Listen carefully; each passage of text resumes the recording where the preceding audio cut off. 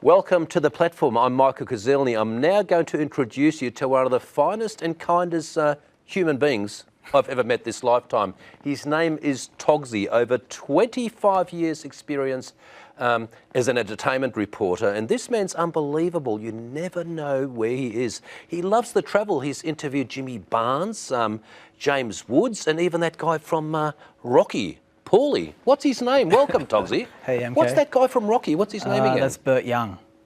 How do you find these people? Just usually through friends and travelling. You meet someone and someone knows someone, and before you know it, you're kind of sitting in someone's lounge room filming an interview, which is pretty cool. You're amazing how you found you found this passion. You travel the world like some people grab their surfboards and go on surf trips, but you find celebrities. How did you find? Is it James Woods? James Wood? Yeah, that was on a trip to America, and I just happened to be, it was actually the first day I was in LA on this trip, and we went to a cafe, and I just saw him sitting there, and yeah, I just sort of went up and said, "Could I film a chat?" And he's like, "What, now?" I said, "Yeah," and just pulled the camera out and shot the interview, yeah. Toggsy, how long have you been doing these type of interviews for? I worked in radio for about 15 years, and I was doing it during that, but then I made a web show for like 6 years, travelling around. You've had an amazing life, and what I've noticed, you get the interviews a lot of people don't get. Why do people relate to you so nicely? I'm not sure. I just think that I love interviewing people about chasing dreams. So I love aspirational stories, and that's what the show's all about. Exactly. But I've tried doing what you're doing. I went up to a couple of celebrities and bars a few times and tried your lines. So they told me to piss off. Well, okay. Well, unfortunately for you, you must have better vibes than me sometimes. You know. Maybe the criminal defence lawyer, they think I'm in attack mode, but stay humble, stay real. Let's have a look at some of your work overseas. It's amazing, amazing. It was great going backstage before a show and catching up with rock legend Jimmy Barnes. He's just had a best-selling book come out, and here he is.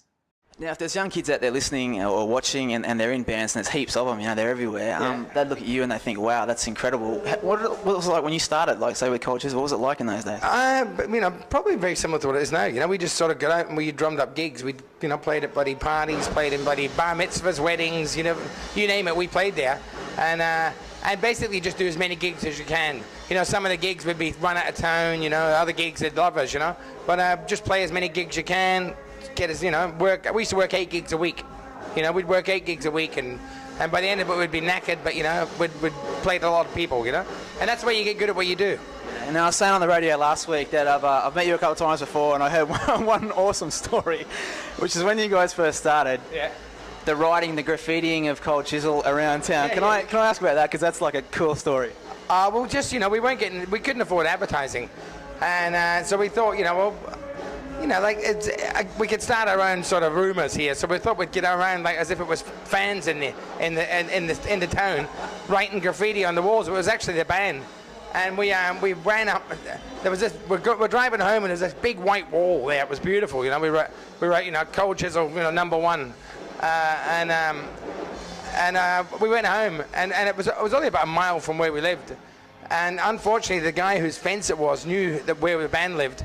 And he came round, and we woke up, and he'd written Frank on the side of the truck. So it was a great thing, you know. We had to laugh. The guy had a sense of humour, you know. But I mean, it's just you just do shit like that to get your name around, be in people's faces.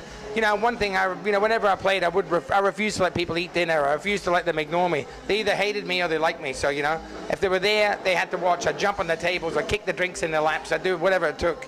And that's what you're going to do. Don't sit around and let them sort of, you know, talk over you. Make sure you grab their attention. Another random moment happened in Los Angeles. I ran into actor James Woods at a cafe. He's one of the best actors of his generation. If you haven't seen Salvador, make sure you check it out. And an unforgettable cameo in Entourage. He was sitting at the cafe and this happened. And this is James Woods, which just blows me away, who's a fantastic actor, been in some amazing films. Thanks. I was just sitting here having a... and we bugged him, and look what happens. Kidnap me. Yeah. Are you living your dream? Is this something you always wanted to do, to be an actor? And well, I always wanted to be a theater actor, but I never imagined being a movie actor because I was never sort of a good-looking guy like you. I was just sort of like a regular average Joe. And I used to just do theater for fun. I mean, when I was in college, and then I really enjoyed it so much. I thought, well, I'll just give it a try, but it's not too likely. And then the next thing I knew, you know, theater was going well, and I tried out for a movie, and I got the part, and I lucked out, did a couple of TV shows, and just sort of kind of worked my way up through the ranks to get a career. So, and now I love it. I mean, it's a great life. There's what's not to love. Yeah. In those times when you sort of had those thoughts going through whether you're going to be right for film, right? Was there any times you're almost going to give it up? Well, I made one promise to myself. I said that if I went to New York with about, this is 30 years. In fact, I'll tell you exactly when it was. It's 33 years ago. September 5th. Okay, so I was a kid, and I went to New York, and I had like $300 in my pocket. Yeah. But, my rent was like $28 a month. And I said, if I ever take another job besides acting, I'm going to quit the business. And I've never taken another job since. I mean, I had some lean months there, but about 2 months after, I got a job in the theater, and then I got into a play that happened to be a hit, it turned out. And I was only getting 100 and something a week, but in those days, that was, I could live on that easily. I just had some little one-room apartment and, struggled. But those were great years, They were great years sort of struggling, just barely sort of living hand to mouth, What do you know about Australia? Have you been out there? I've never been there, and I've always wanted to be, because, I know Russell Crowe, and I know, Nicole Kidman, and, I know a lot of people from there, and I've talked to people from there, and they always say it's just great and very, everybody's kind of cool and very equal, and, it's very, in fact, I was offered to shoot a film there, just recently, but it's going to interfere with my shooting Giuliani. I'm playing, Rudy Giuliani, the mayor of New York, in a movie soon. So I couldn't do them both, and I wanted to because everybody says it's just gorgeous there, and the people are great. I mean, I'm not just saying this because you're from Australia. Everybody says, they say that women are the most beautiful women on earth, so that's always a good thing. What's not to like? And finally, an incredible story from one of the most inspirational films ever made in Rocky, that being Burt Young and how he got into acting, and one letter that he wrote that changed his life. I met this girl, and I wasn't like a wolf type of guy, but she was so beautiful, and she worked in a bar, like on Wednesday night. I'd go every Wednesday for a month. She'd have nothing to do with me. She'd talk to everybody else. This in New York? Yeah. And then I'd be humble one night, another, I'd be tough guy, another. And I finally, as a last resort, I started rapping about her being an actor. And she lit up. And she said she wanted to study with Lee Strasberg, only she couldn't get in. So I thought it was a girl. I didn't know who the hell Lee Strasberg was. No way. I found out who he was. I wrote a letter. Guy invites me over his house. The letter was, "Dear Lee, if an acting background is a prerequisite, read no further. Hello, if you're still with me, acting none, life credits plenty. A, first assault conviction. B, first baby born. C, first homicide indictment." All the way down, very flip.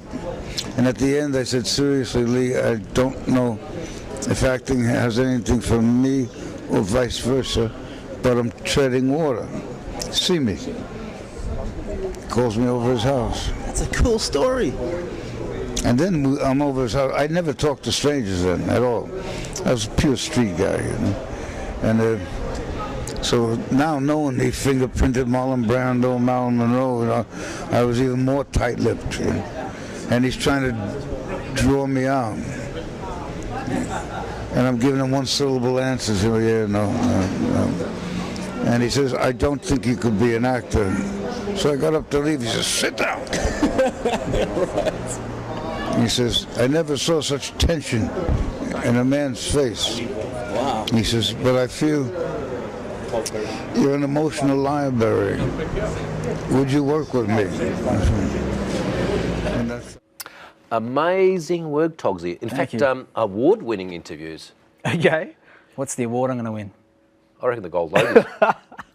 No, thank you. It was good fun, and I guess the good thing about doing the platform is we film on a certain night, a certain week. So a lot of times when people come to town, they can't make it. No. So I guess being able to go to them at any time, anywhere. Yeah. We'll be able to get the interviews on the platform, which will be great. So you'll be at the airports waiting for the superstars. You'll be in their homes. And the good thing is they tell me to piss off, but they love you. Well, we'll give it a crack. And Toggsy, over the years, what's one of the most memorable interviews you've had? Ooh. I'm a massive sports fan, so one night I was sitting at the airport and Roy Jones Jr., who's one of the greatest boxers of all time, like a 5-time world champion, walked by, and I didn't think it was him. I couldn't believe it. And I followed him into the gift store and said g'day, and then pulled the camera out and filmed with him, and that for me was like he was like a god to me. You know, he's a legend. So that was probably the best one. What's the worst one? Oh, probably Warwick Kappa.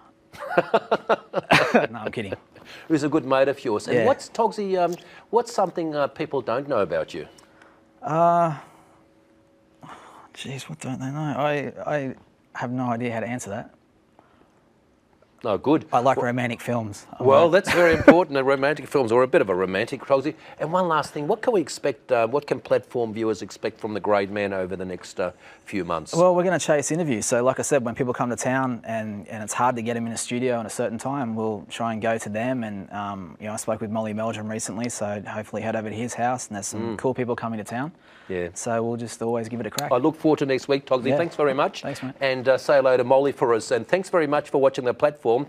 Coming up now, very shortly, Australia's entertainment and social queen, Rosanna Faraci. And she's got a very special guest on the couch, but I'll let her introduce one of her very best friends. Don't go away.